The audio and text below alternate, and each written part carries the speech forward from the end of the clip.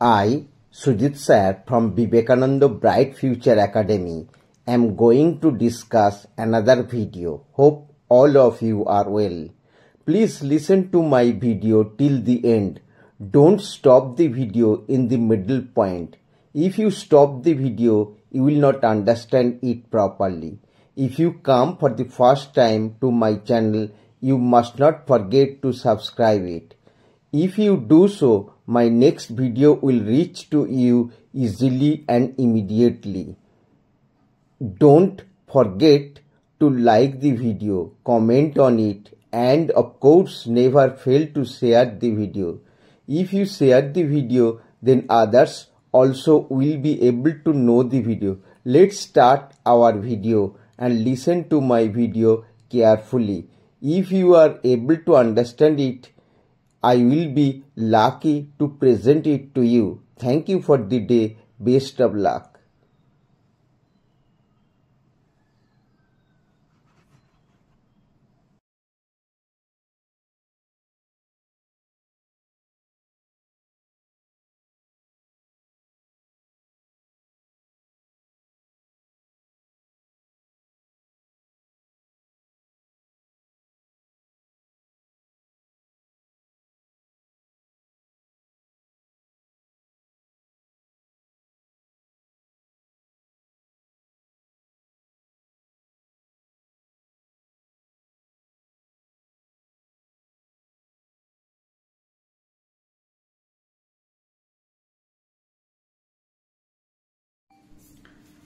Hello guys, তোমাদের জন্য এনেছি আজকে আর একটা গুরুত্বপূর্ণ টপিক, সেটা হলো ক্লজ। এই ক্লজ একটা অত্যন্ত গুরুত্বপূর্ণ বিষয়, যেটা তোমাদের জানা দরকার, যেটা ছাড়া তোমরা সঠিকভাবে বাক্য বলতে পারবে না। ক্লজ ছাড়া আমাদের সেন্টেন্স, গ্রামার যাই করি না কেন সেখানে চলা সম্ভব না। তাহলে আমরা বলবো ক্লজ। ক্লজের আগে আমরা বলবো, প্রথমে বলবো লেটার, অর্থাৎ অ্যালফাবেট ABCDEF, এই যে লেটার, তা থেকে হচ্ছে ওয়ার্ড, কয়েকটা লেটার নিয়ে হচ্ছে ওয়ার্ড, কয়েকটা ওয়ার্ড নিয়ে হচ্ছে ফ্রেজ, কয়েকটা ফ্রেজ নিয়ে ক্লজ, কয়েকটা ক্লজ নিয়ে সেন্টেন্স। অর্থাৎ লেটারের থেকে বড় ওয়ার্ড, ওয়ার্ডের থেকে বড় ফ্রেজ, ফ্রেজের থেকে বড় ক্লজ, ক্লজের থেকে বড় সেন্টেন্স। এবার এই ক্লজ কাকে বলবো? ক্লজ হচ্ছে কি গ্রুপ অফ ওয়ার্ডস, অর্থাৎ ফ্রেজ ও গ্রুপ অফ ওয়ার্ডস। ফ্রেজের সাথে ক্লজের একটা তফাৎ আছে, সেটা হচ্ছে phrase group of words but without subject verb combination. Subject verb সেখানে নেই, কিন্তু clause must have a finite verb, একটা অবশ্যই ফাইনাইট ভার্ব থাকবে। ক্লজে কি থাকবে? সাবজেক্ট ভার্ব কম্বিনেশন, সাবজেক্ট থাকবে, ভার্ব থাকবে, এবং সেন্টেন্স সেখানে ক্লজে অনেকগুলো ক্লজ থাকবে। যে এই ক্লজ বলছে কি গ্রুপ অফ ওয়ার্ডস, ক্লজে কি থাকবে? গ্রুপ অফ ওয়ার্ডস, অর্থাৎ এখানে গ্রুপ অফ ওয়ার্ডস, সাবজেক্ট আর প্রেডিকেট থাকবে। Clause must have subject and verb, ক্লজে কি থাকবে? সাবজেক্ট এবং ভার্ব থাকবে। আর ক্লজকে আমরা প্রধানত তিনটে ভাগে ভাগ করব: principal clause, subordinate clause, coordinating clause. কি বললাম? প্রিন্সিপাল ক্লজ, সাবঅর্ডিনেট ক্লজ আর কোঅর্ডিনেটিং ক্লজ। প্রিন্সিপাল ক্লজ অর্থাৎ স্বাধীন বাক্যাংশ। ক্লজ হচ্ছে কি? বাক্যাংশ, বাক্যের অংশ। Clause is group of words, it is not a full sentence, it is part of a sentence, it is part of a sentence. It does not express full meaning but it expresses meaning. যেমন আমি বললাম যে this is দি বয়, এই সেই বালক, হু stole my watch, যে আমার ঘড়িটা চুরি করেছিল, এই সেই বালক। এটা একটা ক্লজ, এটা হলো প্রিন্সিপাল ক্লজ। যে আমার ঘড়িটা চুরি করেছিল, যে আমার ঘড়িটা চুরি করেছিল। হু স্টোল মাই ওয়াচ, এটা হলো সাবঅর্ডিনেট ক্লজ। আবার আরেকটা বাক্য বলছি, coordinating clause. He died and she married again, সে মারা গিয়েছিল এবং সে আবার বিয়ে করে নিয়েছিল। শি ম্যারিড এগেইন, সে মানে এখানে পুরুষ বুঝিয়েছে, পুরুষ মারা গিয়েছিল, তার স্ত্রী, এন্ড শি, তার স্ত্রী আবার বিয়ে করে নিয়েছিল। এই যে হি ডাইড, সে মারা গিয়েছিল এবং সে বিয়ে করে নিয়েছিল, এইগুলো আমরা একটু বলবো। প্রিন্সিপাল ক্লজ কাকে বলবো? প্রিন্সিপাল ক্লজ মানে স্বাধীন বাক্যাংশ। প্রিন্সিপাল ক্লজ মানে স্বাধীন বাক্যাংশ, অর্থাৎ independent or main clause. Principal ক্লজকে কি বলবো? ইন্ডিপেন্ডেন্ট অর মেন ক্লজ, অর্থাৎ স্বাধীন বাক্যাংশ, যে বাক্যাংশটা মানে মোটামুটি ভালোভাবে বোঝা যায়। কিন্তু সাবঅর্ডিনেট ক্লজ এর মানে বুঝতে গেলে প্রিন্সিপাল ক্লজ এর মানে বললে তবে সেটা স্পষ্ট হয়ে বোঝা যায়, নইলে বোঝা যায় না। তাহলে যেমন আমি বলছি দিস ইজ দি প্লেস, এই সেই জায়গা আমরা দেখতে পাচ্ছি, এটা মোটামুটি মানেটা বোঝা গেল। হোয়ার রবীন্দ্রনাথ ওয়াজ বর্ন, যেখানে রবীন্দ্রনাথ জন্মেছিল। আমি যদি শুধু এরকম বলতাম যেখানে রবীন্দ্রনাথ জন্মেছিল, যেখানে রবীন্দ্রনাথ জন্মেছিল কি হয়েছে, বোঝা গেল মানেটা। যদি বলে হ্যাঁ এই সেই জায়গা, this is the place where Rabindranath was born, এই সেই জায়গা যেখানে রবীন্দ্রনাথ জন্মগ্রহণ করেছিল, অর্থাৎ এই সেই জায়গা। প্রিন্সিপাল ক্লজটা বললে তবে সাবঅর্ডিনেট ক্লজের মানেটা বোঝা যায়। তাই সাবঅর্ডিনেট অর্থাৎ কারো অধীন, প্রিন্সিপাল ক্লজ হচ্ছে স্বাধীন বাক্যাংশ, সাবঅর্ডিনেট ক্লজ হচ্ছে অধীন বাক্যাংশ। আর কোঅর্ডিনেটিং ক্লজ কি? এখানেও দুটোই স্বাধীন বাক্যাংশ, কেবল কানেক্টিভ কনজাংশন দ্বারা যুক্ত থাকবে। এখানে কি থাকবে? কানেক্টিভ কনজাংশন দ্বারা যুক্ত। হি ডাইড, সে মারা গিয়েছিল, মনের ভাব মোটামুটি বোঝা যাচ্ছে। সি ম্যারিড এগেন, সে আবার বিয়ে করে নিয়েছিল, এটাও মানে বোঝা যাচ্ছে। কেবল এন্ডটা দিয়ে বাক্যটাকে আরো বড় করেছি, he died and she married again, সে মারা গিয়েছিল এবং সে আবার বিয়ে করেছিল।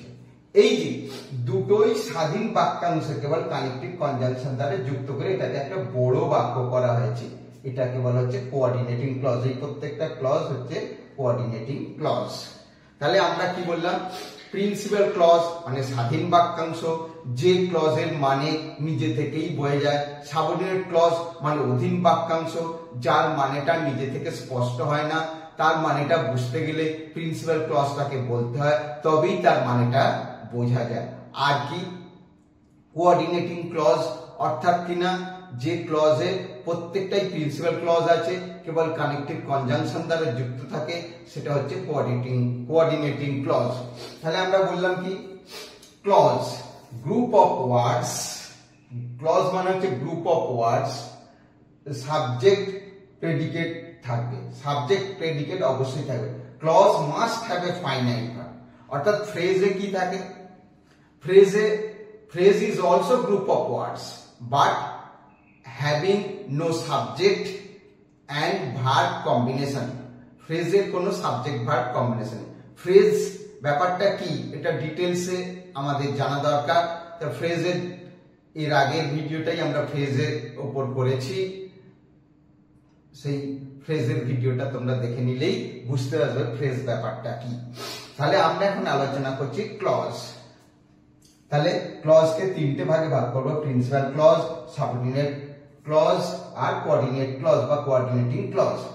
এই সাবঅর্ডিনেট ক্লজকে আবার আমরা ভাগ করব noun clause, adjective clause, adverbial clause. কি বললাম? সাবঅর্ডিনেট ক্লজকে আমরা আবার তিনটে ভাগে ভাগ করব। তাহলে noun clause does the work of a noun, noun clause নাউনের মতো কাজ করে। Adjective clause does the work of an adjective, adjective clause অ্যাডজেক্টিভের মতো কাজ করে। Adverb clause does the work of an adverb, adverb clause অ্যাডভার্বের মতো কাজ করে। তাহলে আমাদের জানতে হবে নাউন ক্লজ বলছি নাউনের মতো কাজ করে, তাহলে নাউন কি কি কাজ করে সেটা আগে জানা দরকার। অর্থাৎ পার্শ্ব স্পিচের আলোচনাটা আমি এর আগের ভিডিওতে করেছি, পার্শ্ব স্পিচটা জানতে হবে। অর্থাৎ নাউন ক্লজ যে নাউনের মতো কাজ করে, নাউন কি কি কাজ করে না জানলে নাউন ক্লজের ব্যাপারগুলো আমরা বুঝতে পারবো না।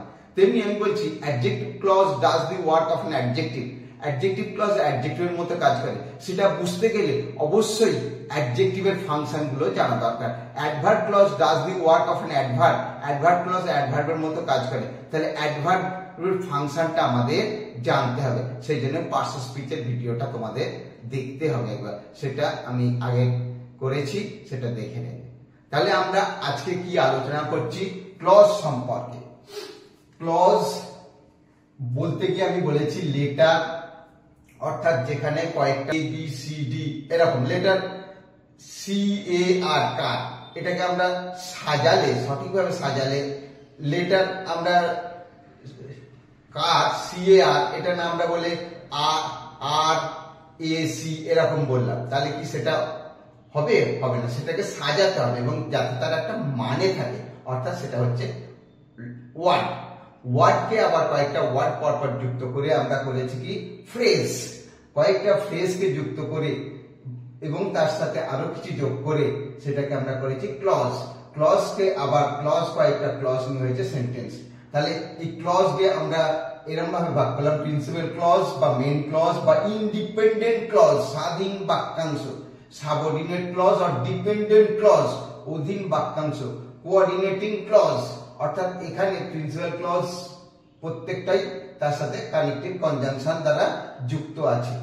এবং যেটা বললাম সাবঅর্ডিনেট ক্লজকে আমরা তিনটে ভাগে ভাগ করেছি, noun clause, adjective clause, adverbial clause. এই ক্লজ ভালো করে বুঝলে তবে আমরা জানতে পারবো কি সেন্টেন্সের ব্যাপারগুলো সঠিকভাবে বুঝতে পারবো।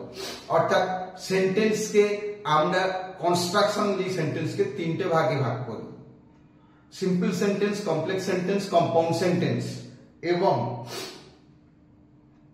সেই কনস্ট্রাকশন জ্ঞান যদি আমাদের না থাকে তাহলে আমরা কিন্তু সেই সেন্টেন্স গুলো সম্পর্কে বুঝতে পারবো না। অর্থাৎ ক্লজ বুঝতে হবে, তার আগে ভালো করে ক্লজ গুলো বুঝলে তবে আমরা কি করতে পারবো, সেন্টেন্সের সম্পর্কে ধারণা। যেমন simple sentence, what is simple sentence? Simple sentence কি? সিম্পল সেন্টেন্স কাকে বলবো? সিম্পল সেন্টেন্স হচ্ছে একটা সরল বাক্যাংশ। অর্থাৎ সিম্পল সেন্টেন্সে কি থাকে, যার মধ্যে একটা ফাইনাইট ভার্ব অবশ্যই থাকবে। Simple sentence must have a finite verb. Simple সেন্টেন্সে একটা ফাইনাইট ভার্ব অবশ্যই থাকবে। যেমন আমি বলছি, এখানে বলেছে আই উইল কল ইউ, আমি তোমায় ডাকবো। আই উইল কল ইউ, তাহলে আইটা সাবজেক্ট, উইল কলটা ভার্ব, ইউটা object. I will call you, আমি তোমায় ডাকবো, এটাতে কি ফাইনাইট ভার্ব? Will call. আচ্ছা, তারপরে আমরা বলছি সিম্পল সেন্টেন্স কি বললাম? সিম্পল সেন্টেন্স হচ্ছে যে বাক্যের মানেটা যাতে একটা প্রিন্সিপাল ক্লজ মানে প্রিন্সিপাল ক্লজ থাকবে এবং যাতে ফাইনাইট ভার্ব অবশ্যই থাকবে। সিম্পল সেন্টেন্সের মানে আমরা নিজে থেকেই পরিষ্কারভাবে বুঝতে পারি। যেখানে সাবঅর্ডিনেট ক্লজে অর্থাৎ কমপ্লেক্স সেন্টেন্স, কমপ্লেক্স সেন্টেন্স কাকে বলবো? যাতে একটা প্রিন্সিপাল ক্লজ থাকবে এবং তার অধীনে এক বা তার বেশি সাবঅর্ডিনেট ক্লজ থাকবে। কি বললাম? একটা প্রিন্সিপাল ক্লজ থাকবে, তার অধীনে একটা বা তার বেশি সাবঅর্ডিনেট ক্লজ থাকবে, তাকে বলবো কি কমপ্লেক্স সেন্টেন্স। কমপ্লেক্স সেন্টেন্সে প্রিন্সিপাল ক্লজ থাকবে এবং তার সাথে কি থাকবে? সাবঅর্ডিনেট ক্লজ থাকবে। যে কমপ্লেক্স সেন্টেন্স সে কি হলো? জটিল বাক্য। অর্থাৎ আমি বললাম এই সেই জায়গা যেখানে রবীন্দ্রনাথ জন্মেছিল, তাহলে এই সেই জায়গা, দিস ইজ দি প্লেস, এটা একটা principal clause. Where Rabindranath was born, যেখানে রবীন্দ্রনাথ জন্মেছিল। অর্থাৎ প্রিন্সিপাল ক্লজে এই কমপ্লেক্স সেন্টেন্সে একটা প্রিন্সিপাল ক্লজ থাকবে এবং তার অধীনে কি থাকবে? তার সাথে কি থাকবে? একটা বা তার বেশি সাবঅর্ডিনেট ক্লজ থাকবে, সেটাকে বলবো কমপ্লেক্স সেন্টেন্স। আর কম্পাউন্ড সেন্টেন্স কি? কম্পাউন্ড সেন্টেন্স আমরা বোঝার জন্য কোঅর্ডিনেটিং ক্লজটা বললেই হবে। যেমন এখানে কি থাকবে? অর্থাৎ প্রিন্সিপাল ক্লজ অনেকগুলো থাকবে, তার সাথে কিছু কানেক্টিভ কনজাংশন থাকবে। এইগুলো থাকলে মোটামুটি সেটা একটা কম্পাউন্ড সেন্টেন্স হবে। অর্থাৎ প্রিন্সিপাল ক্লজ হলো এই প্রিন্সিপাল ক্লজ, সাবঅর্ডিনেট ক্লজ এবং কোঅর্ডিনেটিং ক্লজ। তাহলে এটা বোঝার জন্য প্রিন্সিপাল ক্লজ যেটা, সেটাকেই আমরা সিম্পল সেন্টেন্সে বলতে পারি এবং কোঅর্ডিনেটিং ক্লজ দিয়ে, এই সাবঅর্ডিনেটিং ক্লজ দিয়ে কি হবে? কমপ্লেক্স সেন্টেন্স হবে এবং কোঅর্ডিনেটিং ক্লজ দিয়ে কম্পাউন্ড সেন্টেন্স হবে। এরকম আমরা এগুলো বলতে পারি। আরো ডিটেলসে এগুলো ব্যাখ্যা বললে তবে জিনিসটা স্পষ্ট রূপে বোঝা যাবে। তাহলে আমরা বললাম principal simple sentence. Simple sentence হচ্ছে কি? যাতে একটা ফাইনাইট ভার্ব থাকবে, যাতে একটা ফাইনাইট ভার্ব থাকবে সেটা হচ্ছে সিম্পল সেন্টেন্স। আর যাতে কমপ্লেক্স সেন্টেন্স, যাতে একটা প্রিন্সিপাল ক্লজ থাকে এবং তার সাথে একটা বা তার বেশি সাবঅর্ডিনেট ক্লজ থাকবে। কম্পাউন্ড সেন্টেন্স হচ্ছে কি? প্রিন্সিপাল ক্লজ থাকবে, তার সেগুলো কানেক্টিভ কনজাংশন দ্বারা যুক্ত থাকবে, সেটা হলো কম্পাউন্ড সেন্টেন্স। মোটামুটি এটা একটা শ্রেণী বিভাগ। এরপর আমরা ডিটেলসে, ক্লজের ডিটেলসে আলোচনায় আসছি। এরপর আমরা সাবঅর্ডিনেট ক্লজ, যেটা আমাদের মনে হতে পারে একটু জটিল টাইপের, না সেটা একটু ভালো করে বুঝলে জটিল হবে না, পরীক্ষায় সহজেই পারা যাবে। পরীক্ষায় বিশেষ করে নিচু ক্লাসের পরীক্ষায় এগুলো পড়ে। Identify the subordinate clause, identify the clause, underline the clause and state its kind. অর্থাৎ এর প্রকার বলতে পারে, ক্লজটার নাম বলতে পারে, তাহলে সেটা বুঝতে হবে। নাউন ক্লজ বলছে, নাউন ক্লজ। তাহলে নাউন ক্লজ বোঝার জন্য আমি বলছিলাম নাউন কি কি ফাংশন করে সেটা আমাদের জানতে হবে। অর্থাৎ নাউন কখন, একটা ক্লজকে কখন নাউন ক্লজ বলবো, তার জন্য জানা দরকার নাউন কি কি কাজ করে। নাউন মোটামুটি একটা ভার্বের অবজেক্ট রূপে কাজ করতে, একটা ভার্বের অবজেক্ট রূপে কাজ করে, একটা ভার্বের সাবজেক্ট রূপে কাজ করে, একটা প্রিপজিশনের অবজেক্ট রূপে কাজ করে, একটা ইনকমপ্লিট ভার্বের কমপ্লিমেন্ট রূপে কাজ করে, ইনঅ্যাপোজিশন রূপে কাজ করে। যেমন কি বললাম, বলছি একটা নাউন একটা ট্রান্সিটিভ ভার্বের সাবজেক্ট রূপে কাজ করে, একটা ভার্বের ট্রান্সিটিভ ভার্বের সাবজেক্ট রূপে কাজ করে। যদি কোনো ক্লজ ওই সাবজেক্টের জায়গায় বসে সাবজেক্টের মতো কাজ করে, তাহলে সেই ক্লজকে হলো নাউন ক্লজ। অর্থাৎ noun clause does the work of a noun. Noun clause কি কাজ করে? নাউনের মতো কাজ করে। তাহলে কোনো ক্লজ যদি ওই নাউনের কাজটা করে দেয়, তাহলে সেই ক্লজকে বলবো নাউন ক্লজ। অর্থাৎ ক্লজ কি? Group of words with a finite verb, that is and finite verb থাকবে। অর্থাৎ ক্লজের সাবজেক্ট থাকবে, ফাইনাইট ভার্ব থাকবে। আমরা করছি কি নাউন ক্লজ, আমি বললাম noun clause does the work of a noun. Noun clause নাউনের মতো কাজ করে, এটুকু বললেই আমাদের সম্পূর্ণ হয়ে যাচ্ছে না। নাউন ক্লজ তাহলে কি কি কাজ করে? নাউন ক্লজ ভার্বের সাবজেক্ট রূপে কাজ করে, ভার্বের অবজেক্ট রূপে কাজ করে, প্রিপজিশনের অবজেক্ট রূপে কাজ করে। তারপরে কি বললাম? কমপ্লিমেন্ট রূপে কাজ করে, ইন্ট্রান্সিটিভ ভার্বের কমপ্লিমেন্ট রূপে কাজ করে, ইনঅ্যাপোজিশনের নাউন রূপে কাজ করে। তাহলে আমি যেমন বলছি রাম ইজ এ গুড বয়, রাম একটা ভালো ছেলে, তাহলে ইজ এই ভার্বটা সাবজেক্টে রাম, তাহলে এখানে রাম বসালাম। রাম তার মানে একটা বাক্যের সাবজেক্ট রূপে কাজ করতে পারে। আবার বললাম আই নো রাম, আমি রামকে জানি, তাহলে কাকে জানি? রামকে। তাহলে এখানে রামটা কি হিসাবে বসলো? অবজেক্ট রূপে বসলো। কি বা কাকে দিয়ে প্রশ্ন করলো? অবজেক্টটা। আবার বললাম এভরিথিং ডিপেন্ডস অন রাম, সবকিছুই রামের উপর নির্ভর করছে। তাহলে রামটা কি? এখানে প্রিপজিশনাল অবজেক্ট রূপে কাজ করলো। তাহলে একটা নাউন ভার্বের সাবজেক্ট রূপে, ভার্বের অবজেক্ট রূপে, প্রিপজিশনাল অবজেক্ট রূপে কাজ করলো। আবার বললাম দিস ইজ রাম, এই হলো রাম। তা দিস ইজ যদি বলে থেমে গেলাম, এই হয় কি? যখন বললাম রাম তখন সেন্সটা কমপ্লিট করলো, কমপ্লিমেন্ট রূপে কাজ করলো।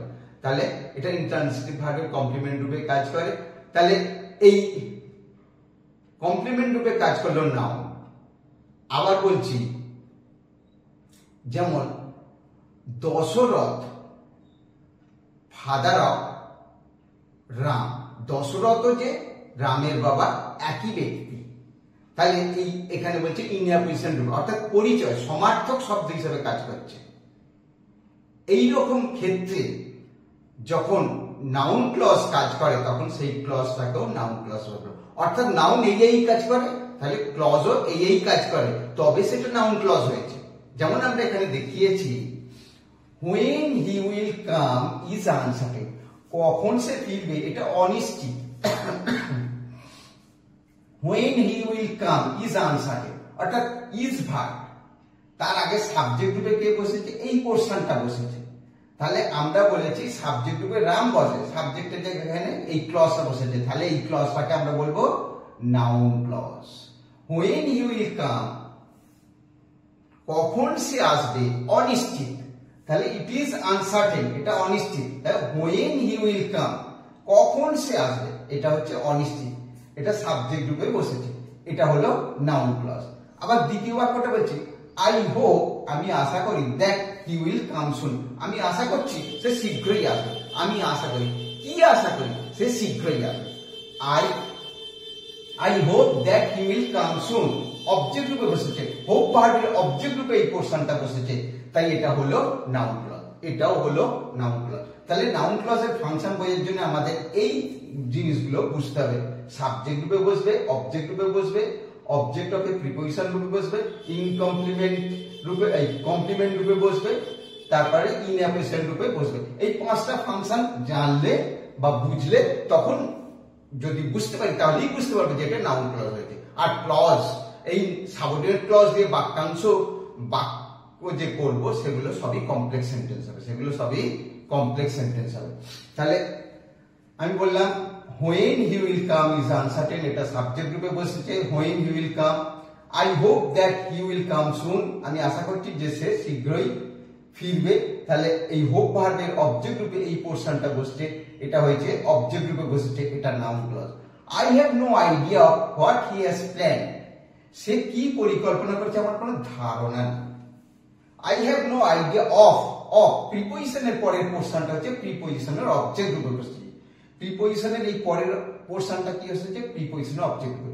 অর্থাৎ আমি আগে বললাম কি প্রিপোজিশন মানে নাউন একটা প্রিপোজিশনের অবজেক্ট রূপে বসতে পারে, যেমন বলছিলাম এভরিথিং ডিপেন্ডস অন গ্রাম, প্রত্যেকটা কিছু গ্রামের উপর নির্ভর করে, তাহলে প্রিপোজিশনের অবজেক্ট এখানে কি হলো গ্রাম, তাহলে একটা নাউন প্রিপোজিশনের অবজেক্ট রূপে বসছে। তাহলে তেমনি ভাবে যদি একটা ক্লজ প্রিপোজিশনের অবজেক্ট হয় সেই ক্লজটাকে বলবো noun clause. I have no idea of what he has planned, সে কি পরিকল্পনা করেছে আমার কোনো ধারণাই নেই। I have no idea of what he has planned, object of preposition. তারপরে বলছি our life is what we make it, আমাদের জীবন তো সেটাই, আমরা এটাকে যেভাবে গঠন করব। আমি যদি জীবনটাকে ভালোভাবে তৈরি না করি তাহলে জীবনটা খারাপ হয়ে যাবে। তাহলে আওয়ার লাইফ ইজ, আমাদের জীবন হয় কি রে, আমাদের জীবন কি বলতে হবে তো হোয়াট উই মেক ইট, আমরা যেভাবে এটাকে বানাবো। অর্থাৎ ইজ ভার্ব, এই যে এখানে এটা সেন্সটা কমপ্লিট করে দিল, এটা কমপ্লিমেন্ট রূপে হোয়াট উই মেক ইট, এটা হলো কমপ্লিমেন্ট রূপে বসলো, তাহলে এই পোরশনটা হলো নাউন ক্লজ। তারপর the rumour that he has become a minister is not true, গুজব, গুজব যে সে মন্ত্রী হয়েছে এটা সত্যি নয়, গুজবটা কি সে মন্ত্রী হয়েছে এটা সত্যি না, তাহলে গুজবটাও যা আর সে মন্ত্রী হয়েছে একই জিনিস। অর্থাৎ আমি বলছিলাম ইনঅ্যাপ্রিসিয়েন্টের নাও, যেমন বললাম যে Ram son of elder son of Dasharath, রামও যে দশরথের বড় ছেলে, একই ব্যক্তিকে বোঝাচ্ছে, এটা কি বলছে ইনঅ্যাপ্রিসিয়েন্ট, সমার্থক রূপে বাক্যের একই অর্থ রূপে প্রকাশ করছে। তাই এখানেও তেমনি দি রিউমার, গুজব that he has become a minister is not true, অর্থাৎ দি রিউমার ইজ নট ট্রু এটা প্রিন্সিপাল ক্লজ আর এটা হচ্ছে সাবঅর্ডিনেট ক্লজ। তাই সাবঅর্ডিনেট ক্লজ বোঝার জন্য আমরা কি করব, মোটামুটি ভাবে কোনটা সাবঅর্ডিনেট ক্লজ কি করে বুঝবো, তাহলে আমরা দেখব ডাব্লিউএইচ ওয়ার্ড দিয়ে, ইফ দিয়ে, দো দিয়ে, অলদো দিয়ে, বিকজ দিয়ে, অ্যাজ দিয়ে, দ্যাট দিয়ে, এগুলো হচ্ছে সাবঅর্ডিনেট ক্লজ। তাহলে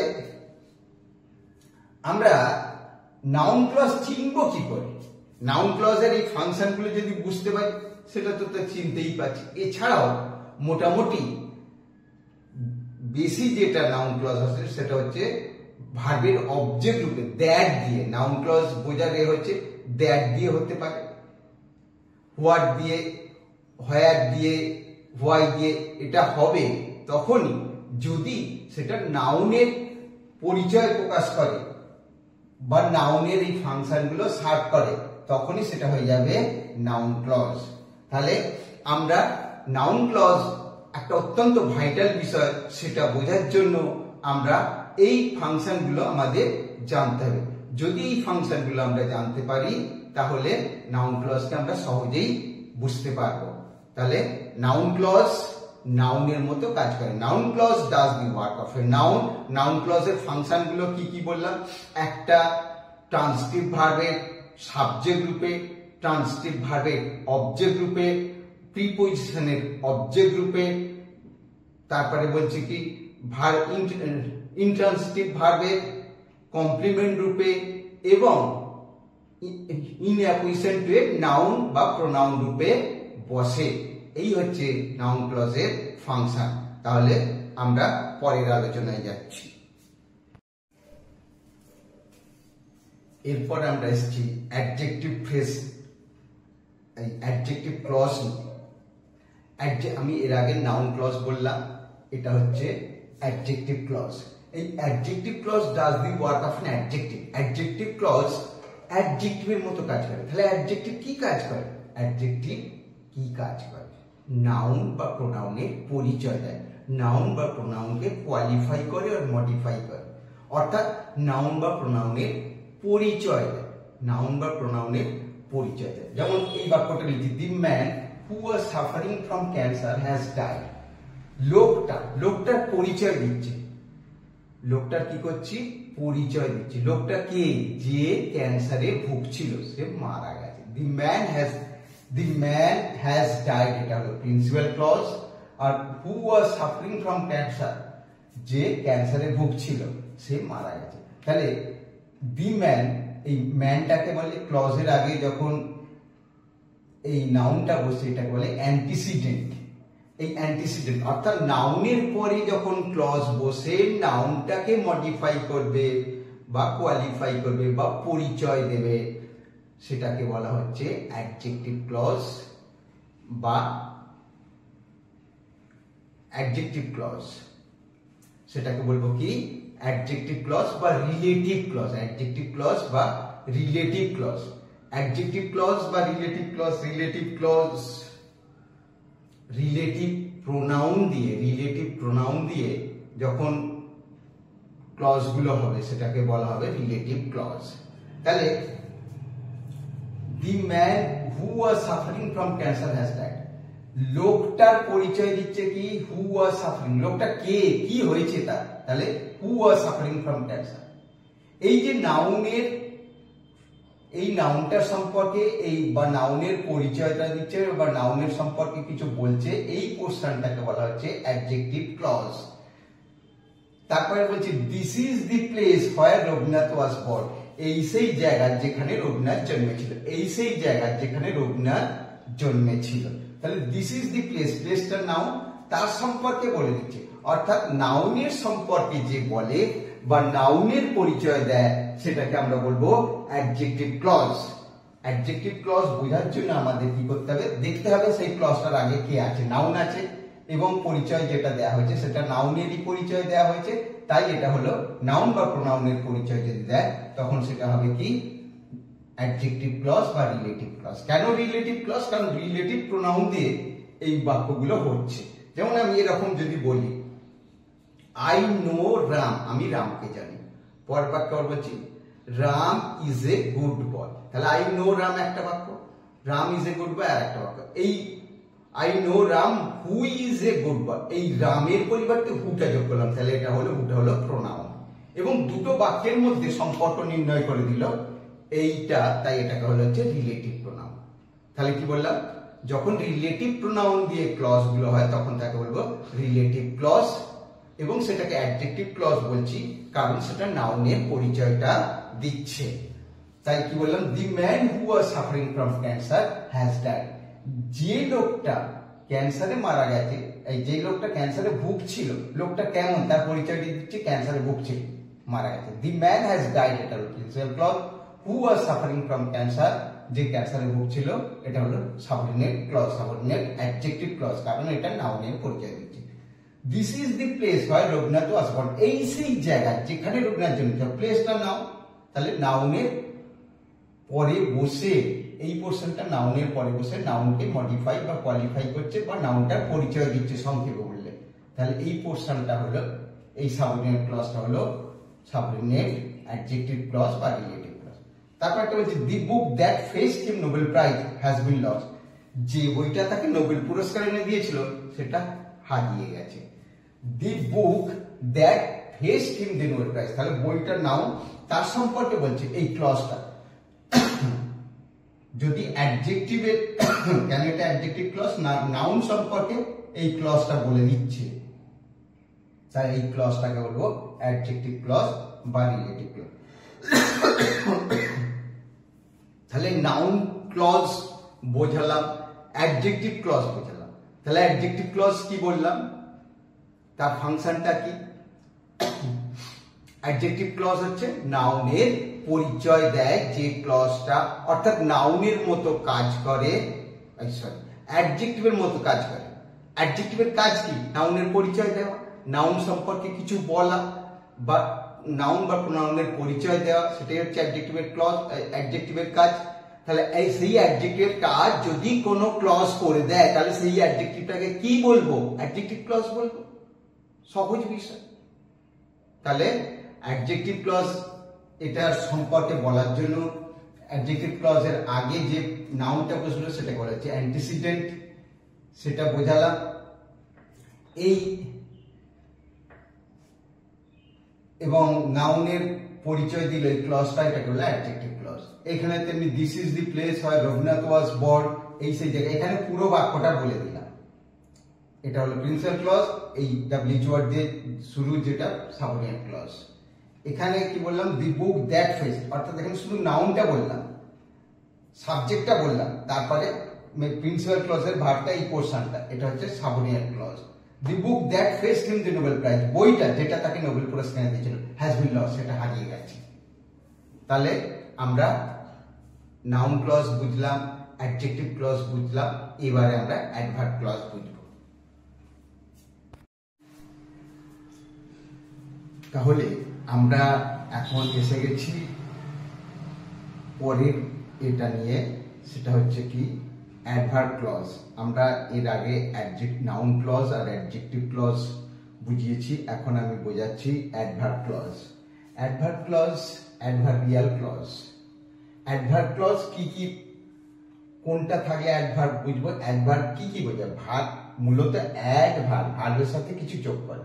অ্যাডভার্ব ক্লজ বোঝার জন্য আমাদের কি করতে হবে? অ্যাডভার্বটা কি কি কাজ করে, অ্যাডভার্বের ফাংশন কি কি, এটা জানতে হবে। তাহলে আমরা অ্যাডভার্ব ক্লজ বুঝবো। অর্থাৎ adverb clause does the work of an adverb. Adverb clause কি করে? অ্যাডভার্বের কাজ করে। তাহলে অ্যাডভার্ব কি কি কাজ করে সেটা আমাদের জানতে হবে। তাহলে অ্যাডভার্ব কি করে? টাইম বোঝায়, প্লেস বোঝায়, কজ অর রিজন বোঝায়, কন্ডিশন বোঝায়, রেজাল্ট বোঝায়, ডিগ্রি বোঝায়, ম্যানার, কন্ট্রাস্ট, পারপাস ইত্যাদি ইত্যাদি। অর্থাৎ একটা ভার্বটা কোন সময় সংগঠিত হচ্ছে সেটা বোঝাচ্ছে, টাইমটা বোঝাচ্ছে, ভার্বটা কোথায় সংগঠিত হচ্ছে, প্লেসটা বোঝাচ্ছে, এটা কারণ বা রিজনটা, সেটা ভার্বের কারণ বা রিজনটা বোঝানো হচ্ছে, কন্ডিশন শর্তটা বোঝানো হচ্ছে, রেজাল্ট অর্থাৎ ফলটা বোঝাচ্ছে, ডিগ্রি কম্পারিজন তুলনাটা বোঝাচ্ছে, ম্যানার ধরন, ভার্বের ধরন অ্যাডভার্ব, কন্ট্রাস্ট বৈপরীত্য বোঝাচ্ছে, পারপাস উদ্দেশ্য বোঝাচ্ছে। এই জিনিসগুলো বোঝালে সেই ক্লজটাকে বলবো অ্যাডভার্বিয়াল ক্লজ। অর্থাৎ অ্যাডভার্ব কি কি কাজ করে আমরা জানলাম। এবার অ্যাডভার্ব যদি কোনো ক্লজ অ্যাডভার্বের সেই ফাংশনগুলো সার্ভ করে তাহলে সেই ক্লজটাকে বলবো অ্যাডভার্বিয়াল ক্লজ। যেমন আমি প্রথম বাক্যটা লিখেছি, he came after night had fallen, সে এসেছিল আফটার নাইট হ্যাড ফলেন, রাত্রি পড়ার পর সে এসেছিল, রাত্রি শুরু হওয়ার পর সে এসেছিল। তাহলে কেম মানে এসেছিল, কখন এসেছিল? After the night had fallen, রাত্রি শুরু হওয়ার পর, রাত্রি পড়ার পর সে এসেছিল। তাহলে এই কেম ভার্ব, এই ভার্বটা কোন সময় সংগঠিত হচ্ছে? এই পুরো ক্লজটা আফটার নাইট হ্যাড ফলেন এটা দ্বারা বোঝাচ্ছে। অর্থাৎ ভার্বের সময়টা বুঝিয়ে দিচ্ছে এই ক্লজটা। তাহলে এই ক্লজটাকে বলবো adverbial clause. He came after night had fallen, তাহলে আফটার নাইট হ্যাড ফলেন এটা শুধু অ্যাডভার্ব ক্লজ। এই কারণে এখানে কি আছে? গ্রুপ অফ ওয়ার্ডস আছে, সাবজেক্ট ভার্ব আছে, তাই এটা হলো অ্যাডভার্বিয়াল ক্লজ। কেন কি? এটা ভার্বটার সময়টা বুঝিয়ে দিচ্ছে, কাজটা কোন সময় হয়েছিল, সে কখন এসেছিল, আফটার নাইট হ্যাড ফলেন। অর্থাৎ এই পোরশনটা, এই ক্লজটা কি করছে? অ্যাডভার্বের টাইমটা বোঝাচ্ছে, অর্থাৎ এইটা হলো অ্যাডভার্বিয়াল ক্লজ। পরেরটা আমি দেখছি, I found him where the accident had occurred, আমি তাকে দেখেছিলাম। ওই দেখার কাজটা কখন, কোথায় হয়েছিল? এই যে ফাউন্ড, ফাউন্ড এই ভার্বটা, আমি তাকে দেখেছিলাম, ফাউন্ড কখন দেখা হয়েছিল সেটা যেমন অ্যাডভার্ব হবে, তেমনি কোথায় দেখেছিলাম, হোয়ার দি অ্যাক্সিডেন্ট হ্যাড অকার্ড, এই যে এই পোরশনটা, এই অংশটা কি করছে, অ্যাডভার্ব ক্লজ হিসেবে কাজ করছে। কারণ কি, এটা এই ক্রিয়াটা, এই ফাউন্ডটা কি করছে, স্থানটা বুঝিয়ে দিচ্ছে, কোথায় অ্যাক্সিডেন্টটা ঘটেছিল। স্থান বোঝালে সেটা অ্যাডভার্ব হবে, কোথায় অ্যাক্সিডেন্টটা ঘটেছিল সেটা বোঝায়। I found him where the accident had occurred, কোথায় দুর্ঘটনাটা ঘটেছিল এটা বোঝাচ্ছে। তাহলে I found him where the accident had occurred, কোথায় অ্যাক্সিডেন্টটা ঘটেছিল। এই যে পোরশনটা, এই যে ক্লজটা, এই ক্লজটা কি করছে, ভার্বে স্থানটা বুঝিয়ে দিচ্ছে, তাই এটা হলো অ্যাডভার্বিয়াল ক্লজ। তারপর একটা বলছে we shall stay home, we shall stay at home, আমরা বাড়ি থাকবো। ইফ ইট রেন্স, যদি কি হয়, বৃষ্টি হয়, কন্ডিশন বোঝাচ্ছে। ইফ ইট রেন্স অর্থাৎ এই পোরশনটা, এই অংশটুকু কি হচ্ছে, অ্যাডভার্বিয়াল ক্লজ হিসাবে কাজ করছে। কারণ কি, এটা ভার্বের কন্ডিশনটা বুঝিয়ে দিচ্ছে, কোন অবস্থায় থাকবো। We shall stay at home, আমরা বাড়িতে থাকবো। কি শর্তে, যদি বৃষ্টি হয়, তাহলে we shall stay at home if it Reigns, যদি বৃষ্টি হয় তাহলে আমরা বাড়ি থাকবো, এখানে কন্ডিশন বোঝাচ্ছে। তারপর সি ইজ অ্যাবসেন্ট টুডে, সে আজকে অনুপস্থিত, তার অনুপস্থিতির কারণটা বোঝাচ্ছে, cause, because she is ill, সে আজকে অনুপস্থিত কারণ কি, সে অসুস্থ। তাহলে এখানে আমরা কি পাচ্ছি, কজ অর রিজনটা পাচ্ছি, কজ অর রিজন অর্থাৎ কারণ। অ্যাজ বা because, she is absent today because she is ill, সে আজকে অনুপস্থিত কারণ কি, সে অসুস্থ। অর্থাৎ কারণটা বোঝা যাচ্ছে, তার অনুপস্থিতির কারণটা বোঝা যাচ্ছে এই পোরশনটা, বিকজ অ্যাজ, এগুলো দিয়ে হচ্ছে অ্যাডভার্বিয়াল ক্লজ হবে। তাহলে আমরা কি বোঝাচ্ছি, অ্যাডভার্বিয়াল ক্লজ। অ্যাডভার্বিয়াল ক্লজ বললাম, অ্যাডভার্ব কি কি ফাংশন করে, সেই ফাংশনগুলো যদি কোনো ক্লজ করে দেয় তাহলে সেই ক্লজটাকে বলবো অ্যাডভার্বিয়াল ক্লজ। কি বললাম, অ্যাডভার্ব যে যে ফাংশন সার্ভ করে, সেই ফাংশনটা যদি, সেই ব্যাপারগুলো যদি কোনো ক্লজ বুঝিয়ে দেয় তাহলে সেই ক্লজকে আমরা বলবো অ্যাডভার্বিয়াল ক্লজ। অর্থাৎ group of words does the work of an adverb, অর্থাৎ ওই শব্দগুচ্ছ বা যেটাকে বলছি ক্লজ, সেটা যদি অ্যাডভার্বের ফাংশনগুলো সার্ভ করে তাহলে সেই ক্লজকে বলবো অ্যাডভার্বিয়াল ক্লজ। তাহলে আমি আরেকবার এই উদাহরণগুলো বলছি। হি কেম, সে এসেছিল, কখন এসেছিল, তাহলে অ্যাডভার্ব কি করে, সময় বোঝায়। তাহলে এই পোরশনটার দ্বারা, অর্থাৎ এই ক্লজটার দ্বারা, আফটার নাইট হ্যাড ফলেন, রাত্রি পড়ার পর সে এসেছিল। তারপরে আই ফাউন্ড হিম, আমি তাকে দেখেছিলাম। দেখাটা কোথায় হয়েছিল, স্থানটা বোঝাচ্ছে, অ্যাডভার্ব কি করে, স্থান বোঝায়। তাহলে হোয়ার দি অ্যাক্সিডেন্ট হ্যাড অকার্ড, যেখানে দুর্ঘটনাটা ঘটেছিল। তারপর we shall stay at home, আমরা বাড়িতে থাকবো। কন্ডিশন বোঝাচ্ছে, ইফ ইট রেন্স, যদি বৃষ্টি হয়, ইফ ইট রেন্স অর্থাৎ এই পোরশনটা group of words does the work of an adverb, so it is called adverbial clause. If it rains expressing condition, এটা কি করছে, শর্ত প্রকাশ করছে। Next, she is absent today, সে আজকে অনুপস্থিত। কজ অর রিজন, কেন অনুপস্থিত, বিকজ সি ইজ ইল, কারণ সে অসুস্থ, কারণ সে কি অসুস্থ, বিকজ সি ইজ ইল, কারণ সে অসুস্থ। তাহলে এই পোরশনের দ্বারা আমরা বুঝতে পারছি কারণটা adverb clause or cause or reason, সুতরাং এটাও অ্যাডভার্ব ক্লজ।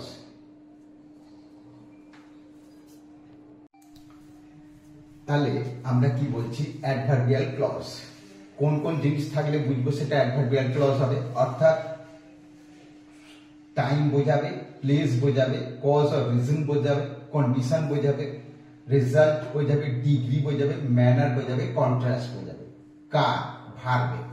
অর্থাৎ এইটা আমরা বলছি, দো হি ইজ পুয়ার, যদিও সে গরিব, হি ইজ অনেস্ট, দো he is poor he is honest, এটা কি বোঝালো, কন্ট্রাস্ট, বিপরীত ব্যাপার।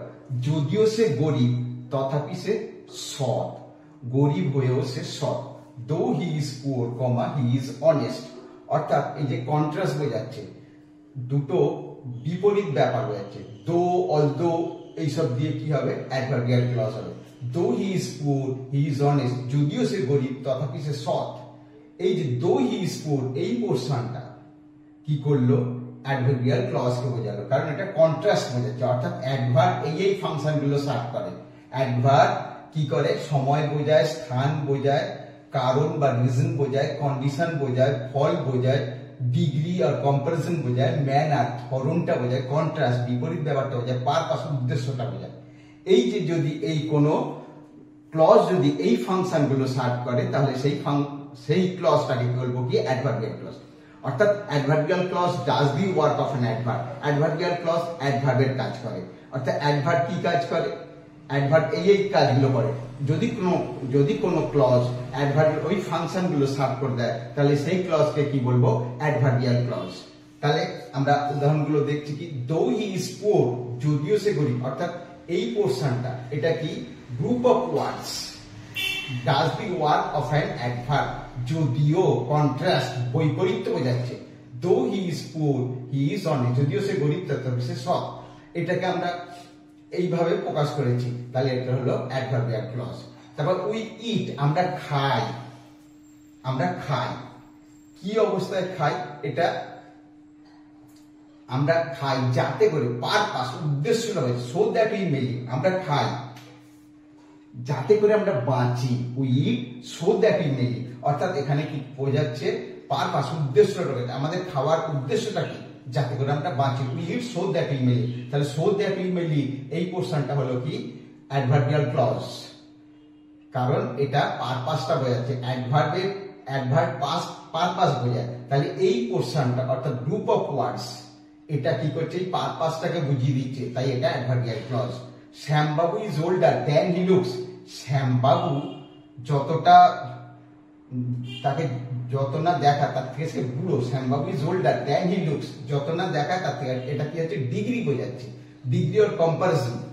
Older than he looks, Shyambabu is older than he looks, এই তিনটে হচ্ছে কি, গ্রুপ অফ ওয়ার্ডস। আর does the work of an adverb, এটা অ্যাডভার্বের কাজ করে দিচ্ছে, কারণ কি বোঝাচ্ছে এখানে, ডিগ্রিটা বোঝাচ্ছে, ডিগ্রি অর কম্পারিজন। শ্যামবাবু যত না তাকে দেখায় তার থেকে বেশি পুরো। Shyambabu is older than he looks, অর্থাৎ Shyambabu is older than he looks, তাকে জানা দেখায় তার থেকে বেশি বুড়ো মনে হয়, তাহলে Shyambabu is older than he looks. এই যে দ্যান হি লুকস এটা কি প্রকাশ করছে, ডিগ্রি, অ্যাডভার্বের ডিগ্রিটা প্রকাশ করছে, তাহলে এটা হলো অ্যাডভার্বিয়াল ক্লজ। তাহলে এইভাবে আমরা ব্যাপারগুলো বলছি। তাহলে আমরা আরেকবার ব্যাপারগুলো বলে নিই। আমরা বোঝাচ্ছিলাম কি, ক্লজ বোঝাচ্ছিলাম। ক্লজ বোঝাতে গিয়ে আমরা বলেছিলাম কি, লেটার ব্যাপারটা বলেছিলাম, অর্থাৎ A to Z লেটার। তারপরে ওয়ার্ড বলেছিলাম, কয়েকটা লেটার মিলে একটা ওয়ার্ড। তারপরে আমরা কি বলেছিলাম, ফ্রেজ, কয়েকটা ওয়ার্ড মিলে একটা ফ্রেজ। তারপরে কয়েকটা ফ্রেজ বা তার সাথে আরো কিছু যোগ করে সেটা হচ্ছে ক্লজ। তারপরে আমরা কয়েকটা ক্লজ মিলে একটা সেন্টেন্স। এবার আমরা dependent clause, independent clause, coordinating clause এগুলো বলেছিলাম। তারপরে আমরা বলেছিলাম কি, সাবঅর্ডিনেট ক্লজ। সেই সাবঅর্ডিনেট ক্লজ বা ডিপেন্ডেন্ট ক্লজে তিনটে ভাগ, noun clause, adjective clause, adverbial clause. সেই ক্লজগুলো আমরা এতক্ষণ ধরে বোঝালাম। তাহলে আশা করি তোমরা ব্যাপারটা বুঝতে পেরেছো। যদি ভালো লেগে থাকে ভিডিওটা, তাহলে অবশ্যই লাইক করবে এবং শেয়ার করতে ভুলবে না। শেয়ার করলে আরো অনেকে জানতে পারবে ব্যাপারটা। এবং যদি চ্যানেলে নতুন হয়ে থাকো, তাহলে অবশ্যই চ্যানেলটা সাবস্ক্রাইব করে দেবে। তাহলে আমি আজকে বিদায় নিচ্ছি এখন, এবং তোমাদের সাথে পরবর্তী ভিডিওতে আবার দেখা হবে। ততদিন তোমরা ভালো থাকবে, সুখে থাকবে, এই কামনা নিয়ে আজকে শেষ করছি বিবেকানন্দ ব্রাইট ফিউচার একাডেমির আজকের নিবেদন, clause in English grammar. Thank you for the day. Best of luck.